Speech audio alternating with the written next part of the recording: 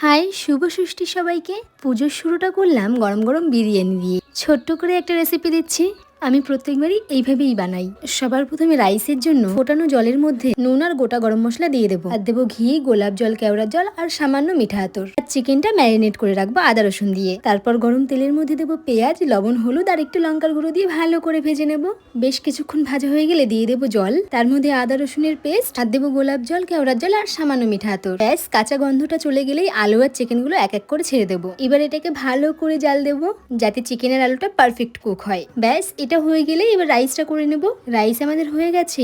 এদিকে আমরা সামান্য আমুল দুধের মধ্যে একটু গরম জল, একটু মিঠা আতর, কেওড়ার জল, গোলাপ জল দিয়ে ভালো করে মিশিয়ে নেব। এখানে একটা ভাজা মশলা তৈরি করে রেখেছি। এবার চিকেনটা হয়ে গেলে এই লেয়ারিং গুলো করে নেব। প্রথমে দেবো রাইস, তারপর চিকেন, আলু, মশলা আর ওই দুধটা, আর সবার শেষে দেবো ঘি। ব্যাস, আমাদের গরম গরম বিরিয়ানি তৈরি হয়ে যাবে। আমি গ্যারান্টি দিয়ে বলতে পারি, এইভাবে বিরিয়ানি বানালে তোমরা দোকানের বিরিয়ানি খাওয়া ভুলেই যাবে। যবে থেকে আমি বাড়িতে এইভাবে বিরিয়ানি বানিয়েছি, দোকানের বিরিয়ানি আমি প্রায় খাওয়াই ছেড়ে দিয়েছি। আমার বাবা আগে অন্য নিয়মে বিরিয়ানি বানাতো, সেটার স্বাদটা একটু অন্যরকম হতো। যাই হোক, এখন আমি গরম গরম বিরিয়ানি খাই। আর তোমরা সবাই পুজোয় অনেক খাওয়া দাওয়া করো, আনন্দ করো। সবার পুজোটা যেন খুব ভালো কাটে। টাটা।